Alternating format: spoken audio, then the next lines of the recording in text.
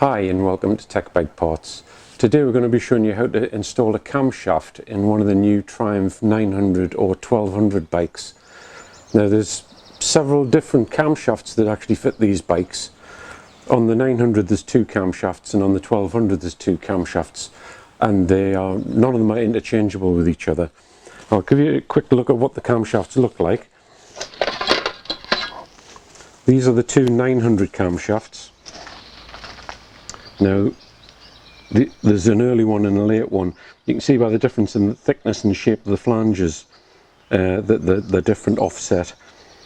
So you've got to be careful which one you use. They've got different part numbers on them, so you can always check them that way.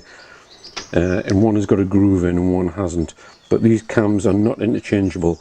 You could probably fit them in the motor, but you'd cause serious damage if you got them the wrong way around. Now, those are the standard Triumph cams. And for the 900, and this is the 1200 cam. Now you see straight away there's a difference on this because it's got an exhaust valve lifter. Now the 1200 cam cannot be fitted into the 900 motor for a couple of different reasons. One of them is there's this mechanism, but also the offset on them is slightly different as well. So Triumph have obviously engineered this so you can't put a 1200 in a 900 for obvious reasons. Right, to do the job you're going to need one or two bits and pieces. Obviously if you're changing a cam you're going to need a new cam, but you're also going to need a new gasket for this cover here. You're going to need two new screws for the camshaft because these are one use, the Torx headed screws. You're going to need a couple of O-rings for your timing chain tensioner, and tool wise you're going to need a locking tool for the crankshaft and a locking tool for the camshaft. Now these ones I've just made up myself. You can buy them from Triumph if you want to. They're not particularly expensive, but there's something you're probably only ever going to use once, and I knocked these up in 5 minutes.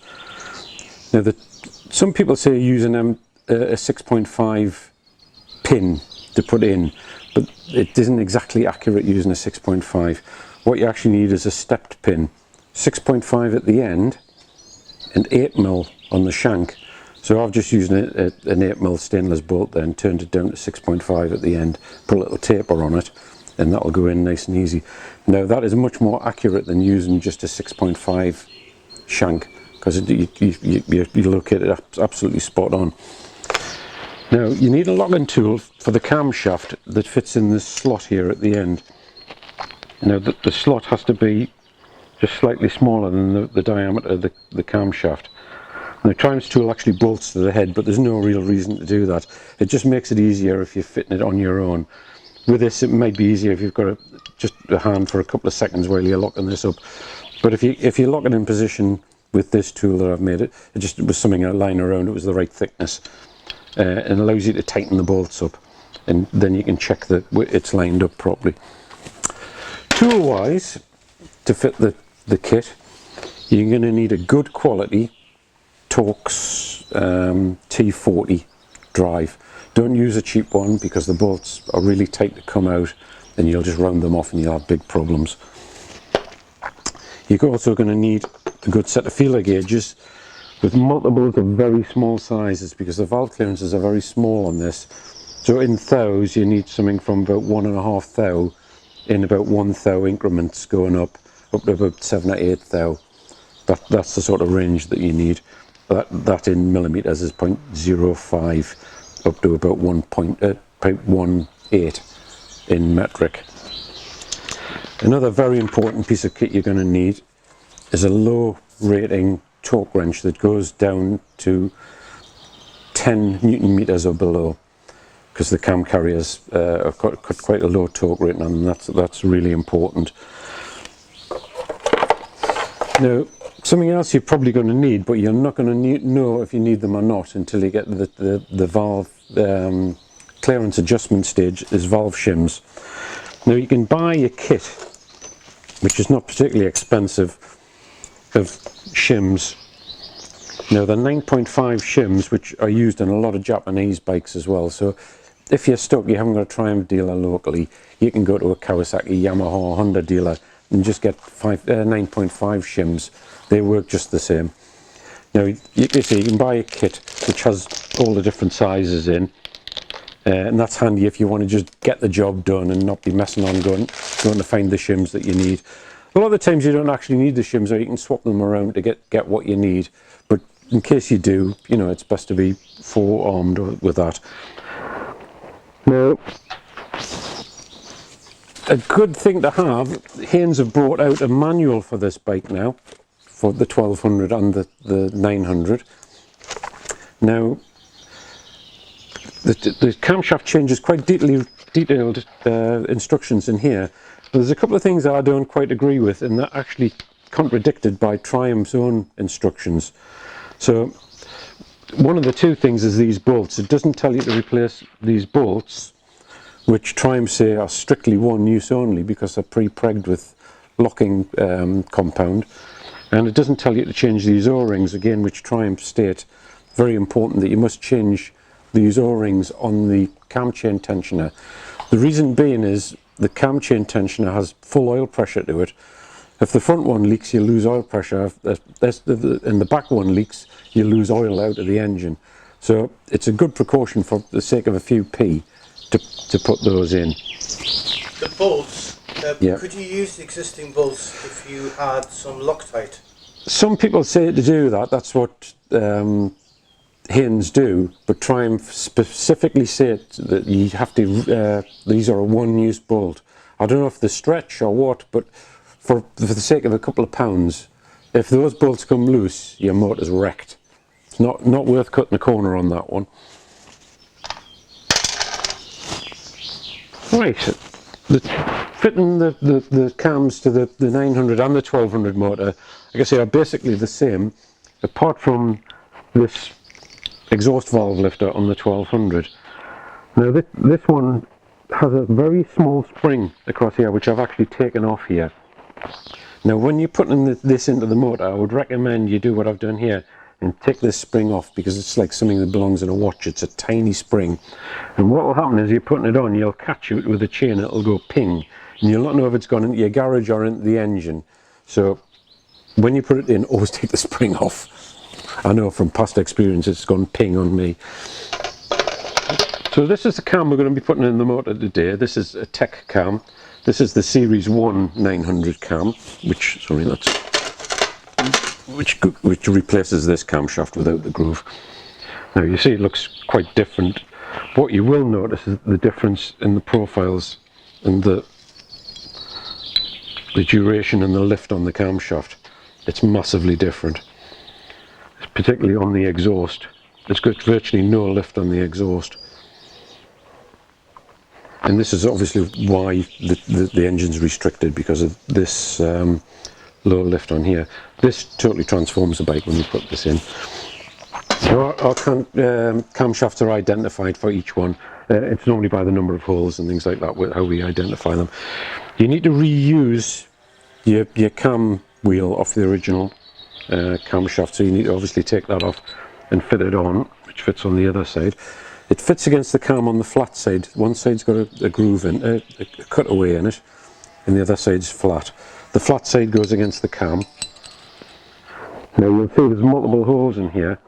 You use the long slotted holes for your two bolts, and you'll find that there's only two threaded holes actually line up with those bolts. Yeah, you can see. Yeah, there's several holes, like I say, but they won't line up. You can see the central. Slightly not. Yeah, but that one's not centralised. It's not quite central. Yeah. So you use the two that are diagonally opposite each other and centralised, and you obviously put your bolts in. When you're putting the cam in, you put the bolts just in loose. You don't tighten them, just so you can just turn this.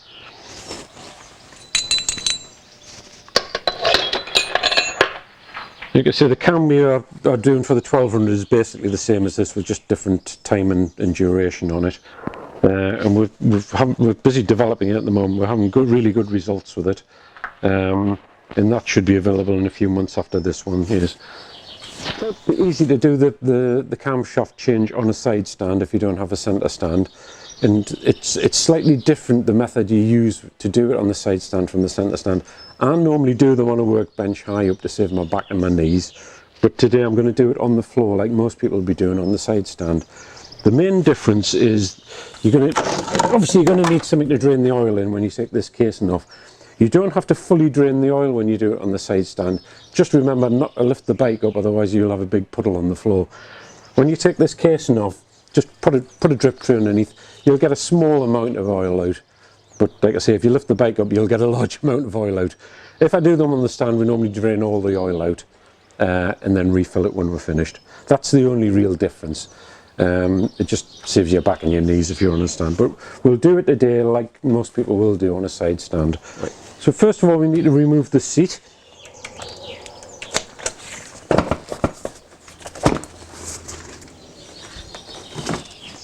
And disconnect the battery. Then we're going to remove this bolt here so we can lift the fuel tank up. So I'll do that now and then we'll jump to the next section and show you what you need to do. Right, once you've got the tank so you can lift it up here, just disconnect these two plugs to the fuel pump and the fuel sender underneath the tank there. And you need to, this little clip on here, you need to push it that way and squeeze this in and pull it up. Now this can be really tight and it's easier if you use a proper fuel pipe clip plier to pull this. It pushes the two sides in and pull it up. Be careful because the fuel rail is only made out of plastic, so don't try pulling it backwards forwards, only pull it straight up. You'll also need, if you can come around the other side, Peter, to remove this side panel and remove this pipe here, because that's the breather from the tank, so you need to remove that as well. Okay, so we'll disconnect those and take the tank off. Right, when you fully take this pipe off, be careful because you get quite a bit of fuel coming out the pipe, so have something ready to catch it, and also have somewhere prepared to put the tank that's nice and safe, because you're much more likely to damage the tank when it's off the bike than it's on the bike. So I'll put some cardboard and bubble wrap down there to put the tank on. So you just slide it back off, so you get quite a bit of fuel coming out there. Okay, so that's the tank off. So what we need to do now is take this plastic carrier off that carries the coil, and disconnect these wires here. You also need to take this anti-theft immobiliser unit out here and loosen off the header tank cap here. Now these are all held on with Torx type fittings, so if you don't have one, it's worth investing in a Torx toolkit, because a lot of the fittings on Triumph are Torx now. So you need to remove this one, this one, this one, this one, and there's one on the other side underneath here,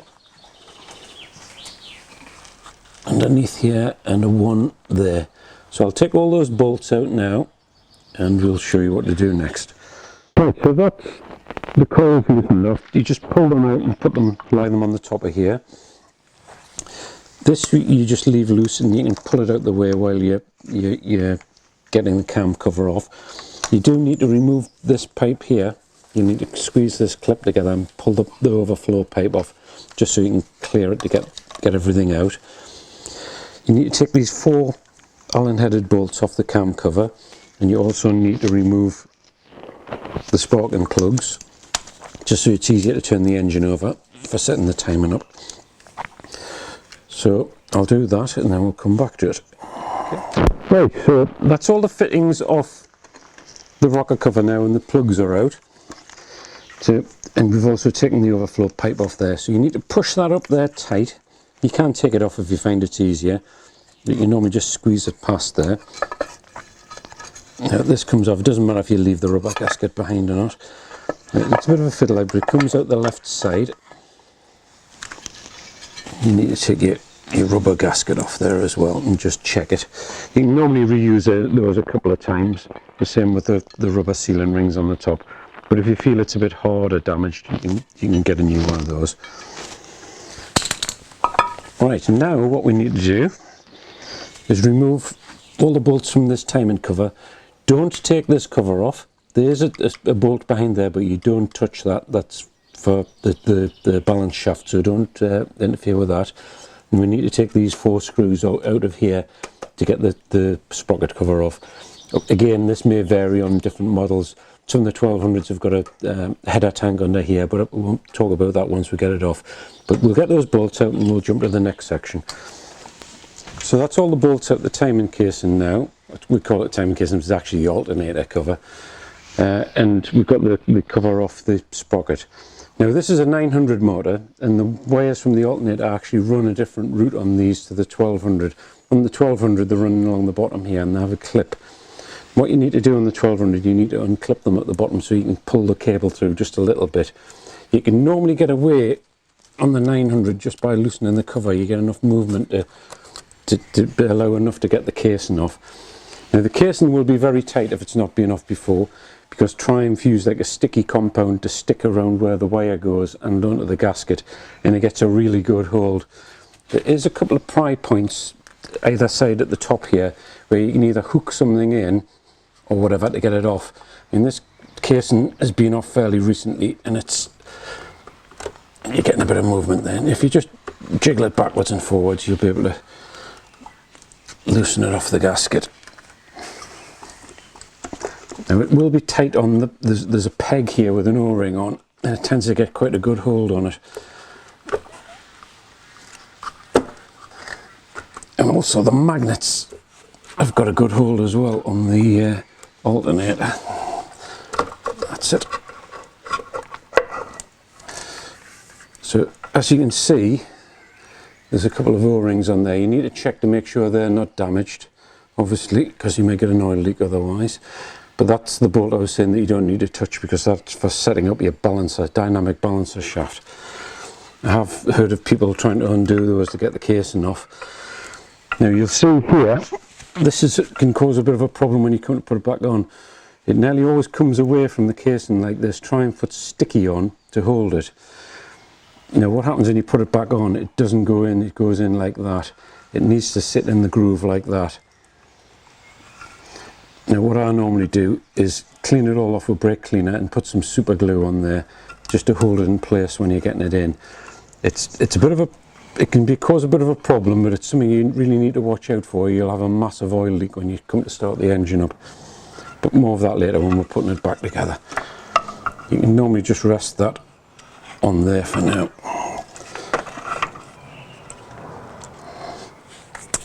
So we're into the alternator here. Now we can turn the engine over to where we want it.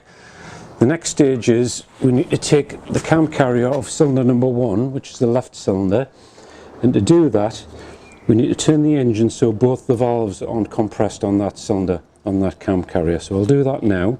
Turn the engine with a big Allen key on the centre here. So I've turned the engine there so we've got clearance on both the valves there. So now what you do is you loosen these 4 8-headed bolts evenly and take off the cam carrier.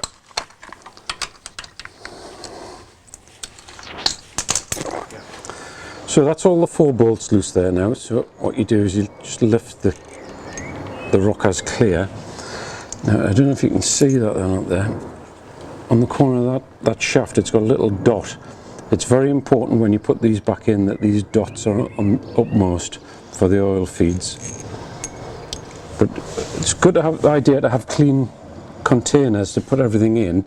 Now, Tupperware or baking trays, anything like that are really handy. I'm sure your wife won't mind you using them.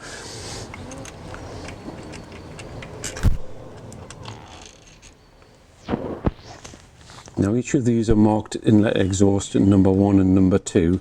So you shouldn't get them the wrong way around, and the cam carriers are also arrowed to the front. And the number 1 and number 2 cylinder cam carriers are totally different, so you shouldn't be able to get those in the wrong way around. So let me just put that in a tray for now. If we just turn the engine round again now, so we get the number 2 cylinder where both of the valves aren't compressed, then we'll take the cam carrier off on that side as well. So that's the rocker gear removed from the number 2 cylinder. So we'll just leave the cam carrier in place for now until we get it in the position where it's timed. Now you'll notice there's a slot in the end of the camshaft here. Now that needs to be lined with the cam. That's a full turn out. So we'll turn a full crankshaft turn and it'll take the camshaft around a half a turn.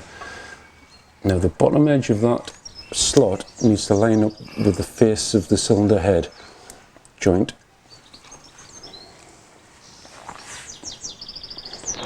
Now we're in the timing position now, so we can put the locking tool in the engine. So probably, I don't know if you can see, Peter, but there's a hole behind here.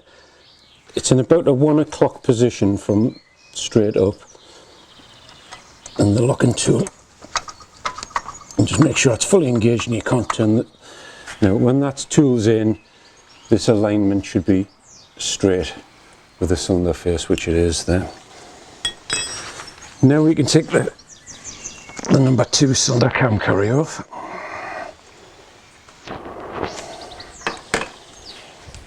And the next job is to remove the time and chain tensioner, which is at the front of the engine here, which is 24mm spanner.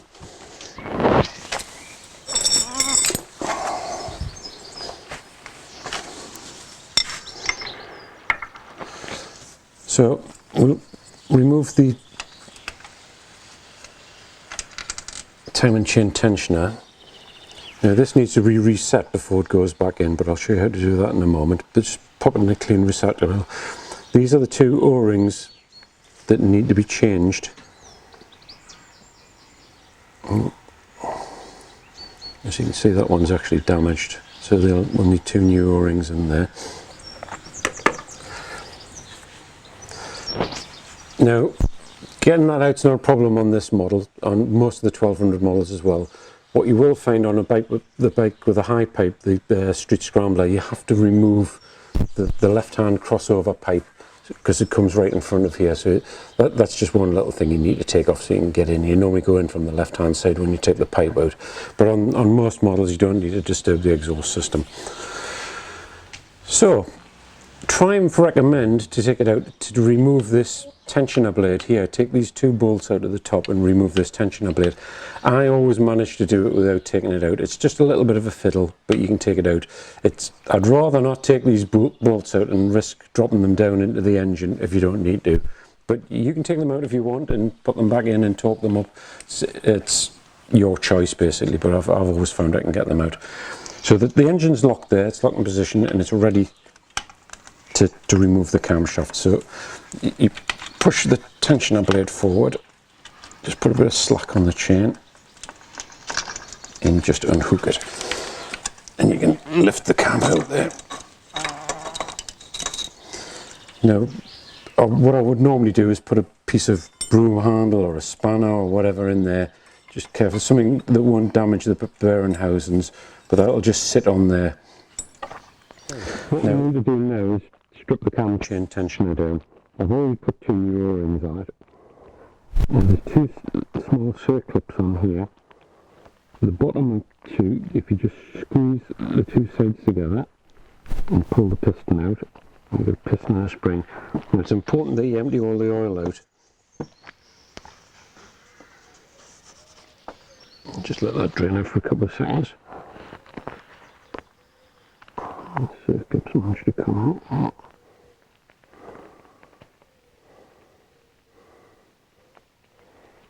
So that's it, with the one edge of the circlip pushed into the side there, and they're ready to install preloaded position.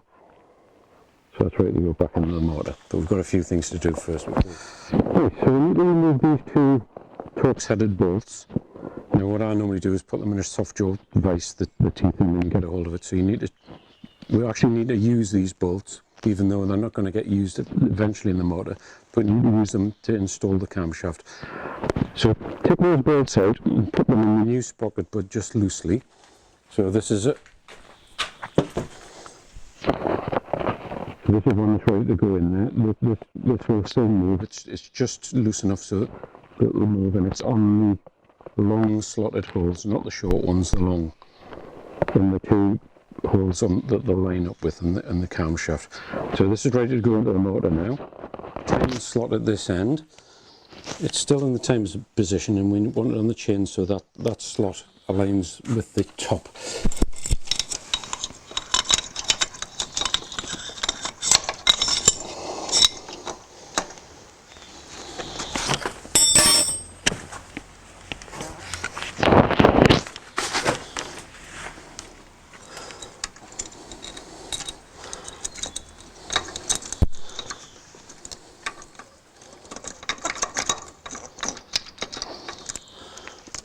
This is, like I said, with the front timing guide, chain guide in position, it is quite awkward this, but it saves you having to take it off.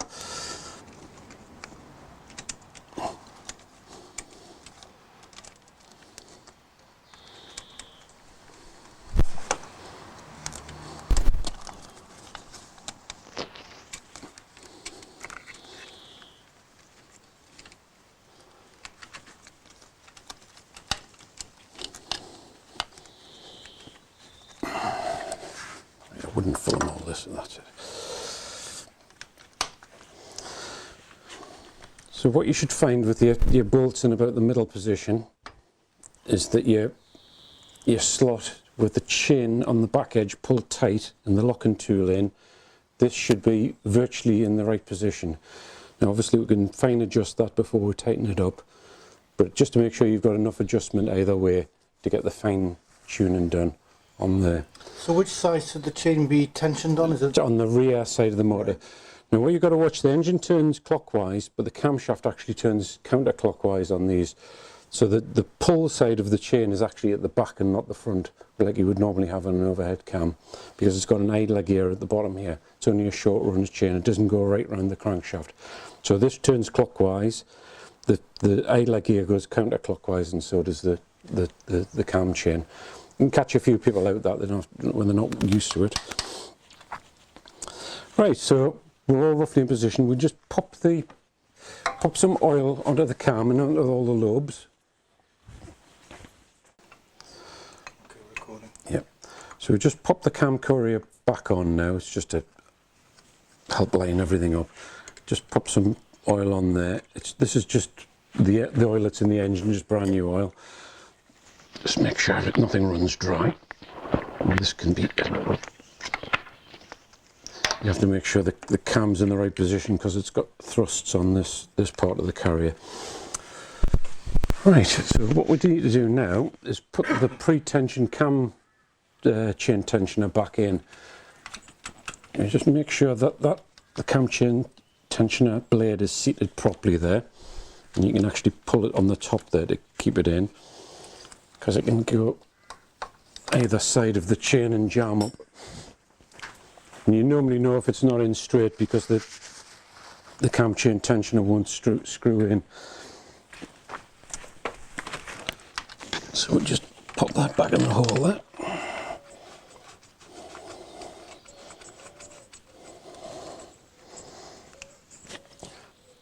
And you tighten that up to 14 Newton meters. So if you've got the proper triumph tool, you can fit the locking tool there now, which fastens to these two bolts and keeps the slot in the same position. That it is easier if you're on your own to do it like that, or you can use the locking tool that you've made, which will fit in the cam like that. Now you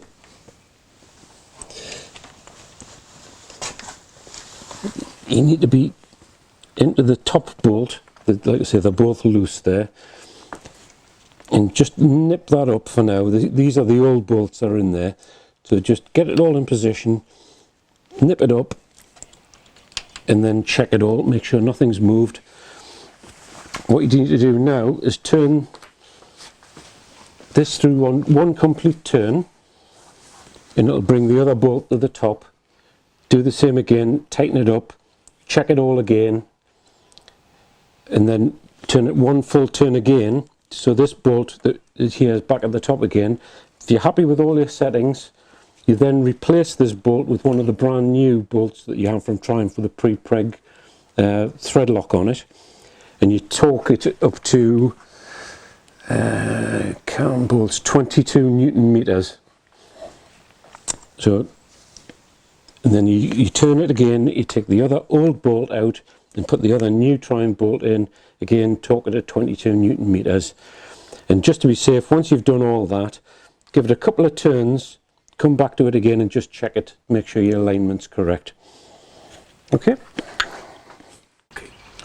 Okay, so that's the cam all timed up now and all locked in position with the new bolts in. So we're ready to start putting the valve gear back on. I'll just show you before we put the valve gear on how the shims work. The shims sit in a bucket on the top of the valve here, and the easiest way to get them off is with a magnet. Now they've actually got a size written on underneath there, so if you do need to change them you can work out whether you need to go up or down on the size.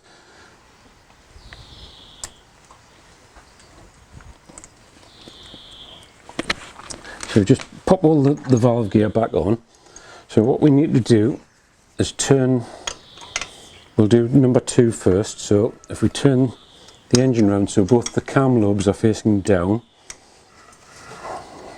as you notice I'm turning the crankshaft clockwise and the cam's going counterclockwise. Pop some oil on the cam there. Now Triumph recommends you use a mixture of oil and disulfide molybdenum grease. I'm not keen on using that because it tends to get on the clutch and can make the clutch slip. But that's what Triumph recommend. If you want to do it exactly as the book, do that. You see, this one's marked 2 exhaust, so that just pops in there, making sure the little mark is on the top there. Now they just go in there, jiggle in. A little bit of a tight fit.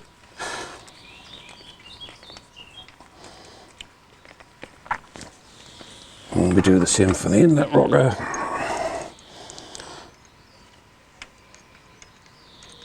And what we need to do now is to tighten those down very evenly and be very careful with the cam courier that it's sitting correctly, and you actually torque these down on a very, very evenly basis. Don't be hurried to tighten one down, because if you damage this cam carrier, it's a whole new head assembly. You can't buy them separately, they're all machined to sit in assembly.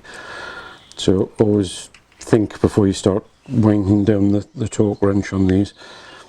So we tighten those down evenly to 10 Newton meters. So we'll do that now. So torque all the 4 down evenly to 10 Newton meters.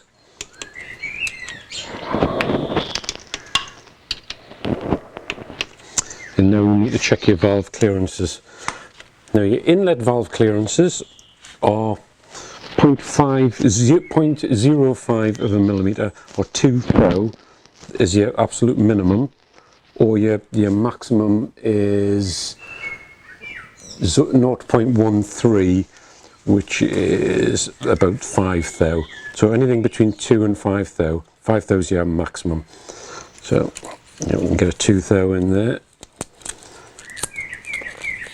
3, we can't get a 4, so that's fine. That's well within. Obviously check the other one. 3. And they're both about 4, just a bit tight. So they're spot on. They're well within clearance. Do the same for your exhaust. The clearance on the exhaust is between 0.08 of a millimeter, which is about 3 thou, and 0.18 of a millimeter, which is 7 thou. So what have we got on there?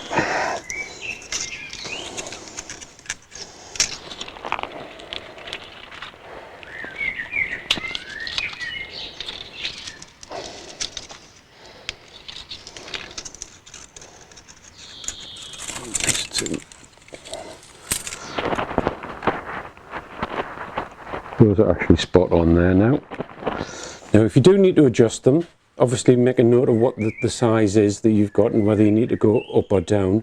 If you need to reduce the gap, you obviously need a thicker shim, and if you want a wider gap you need a smaller shim. But you just take them out and have a look at the size on the back. Obviously you need to take loosen all the cam carry off, just don't take the part off you need. Loosen it all off, Then take the cam rocker gear off that you need to take off. Remove your magnet, check the size, work out what size you need to put in, put the size back on, put it down, and then retorque the whole cam carrier and then check it again. You may have to do it once or twice to get it absolutely spot on, but those ones, like a lot of the times, those are actually well within tolerance, so don't need to change anything. Now, what we need to do now is turn the engine so that the cam lobes on number 1 cylinder on the other side are both facing down towards the head, like that. And then we'll put the number 1 cam carrier on and repeat the process and check the valves exactly the same as we've done on carrier 2. So we repeated the process for the number 1 cam carrier and checked all the tappet settings. They're all fine now, ready to go. All torqued down. We put the rubber gasket on. I personally prefer to put the gasket to the head, or you can if you want, put some grease on here and put it into there. It tends to fall off when you're putting it in though, that's the only problem that way. So feed your cam carrier through, and you'll need to just compress this up a little bit and just make sure it sits properly under the gasket into the groove.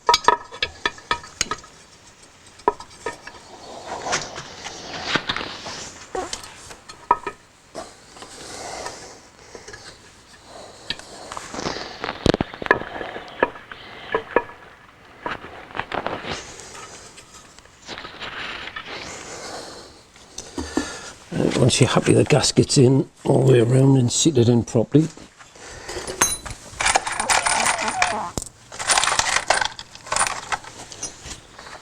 you can fit your seals and your shouldered bolts in there. Make sure they're going straight and don't cross thread. So you can normally get a couple of uses out of these seals and rocker gaskets, but if you want to change them, you can change them, it's not a problem.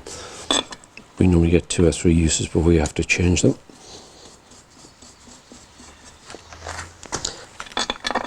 And wind those down and tighten them down evenly to 14 Newton meters.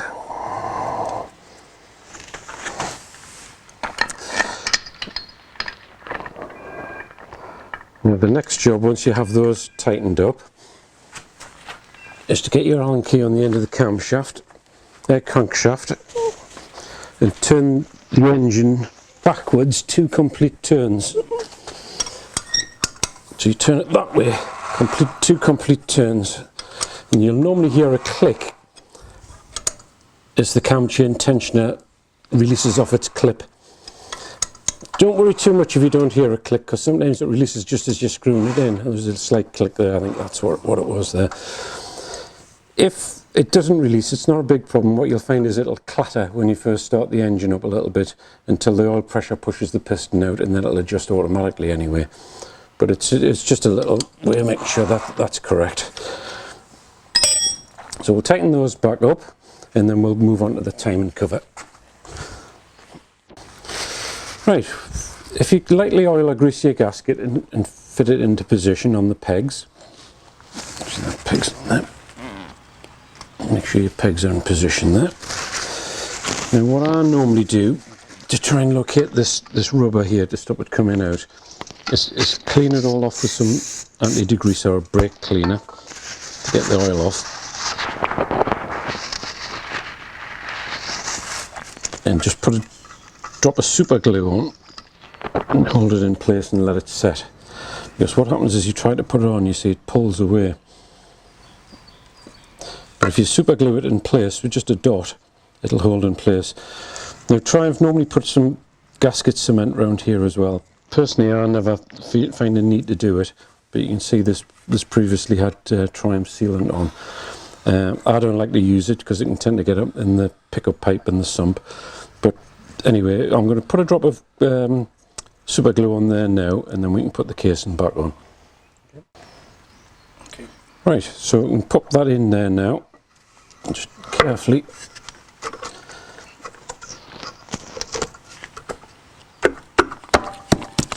tap that in place, and just put all your bolts in and just evenly tighten them up. Okay.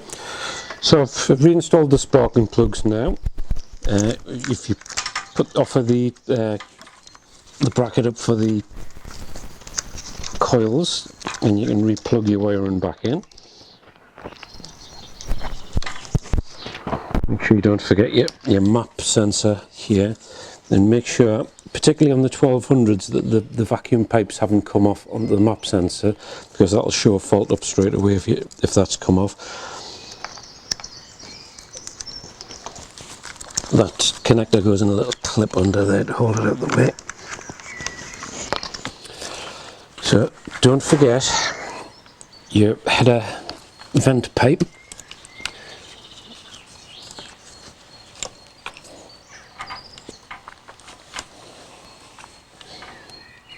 We need to hold the clip in with a pair of pliers on that, and then you put your mobiliser unit in. That fits in there, and it has a little screw hole at the end that the header screws into there. So you just pop all that back in again before you tighten anything up.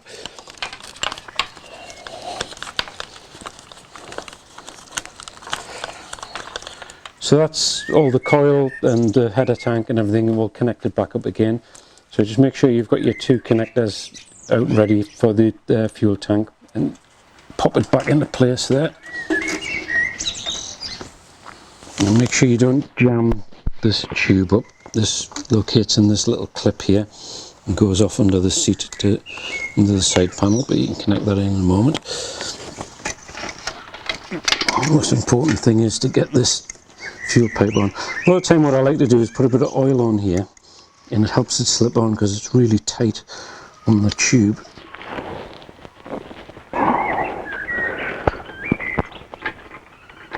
And that's it on. You'll know when it's on because you can get that clip pushed in. Never ever run it unless that clip's fully at home, because it could blow off with the fuel pressure and you'd have her over that wet petrol-y leg.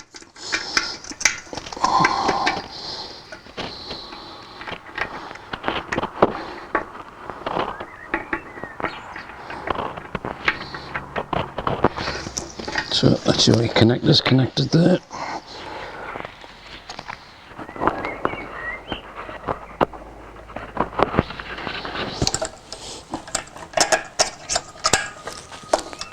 Just tighten your tank bolt back up,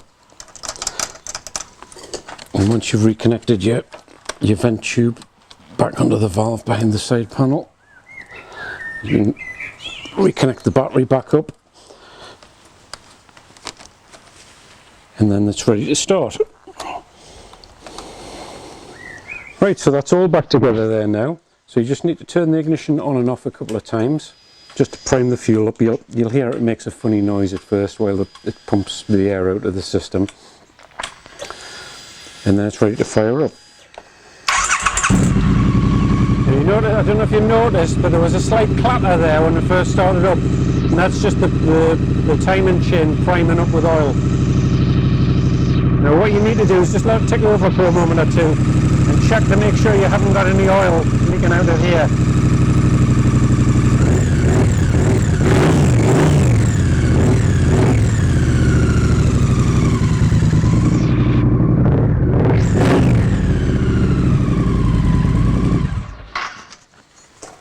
Okay, so that's all tested there now. There's no leaks, everything seems to be running fine. Give the bike a road test. What you must do if you fitted a new camshaft is basically treat the bike like it's brand new for about 300 miles. Don't excessively rev it. You can use any throttle opening you want, it's more the revs that the cam's worried about.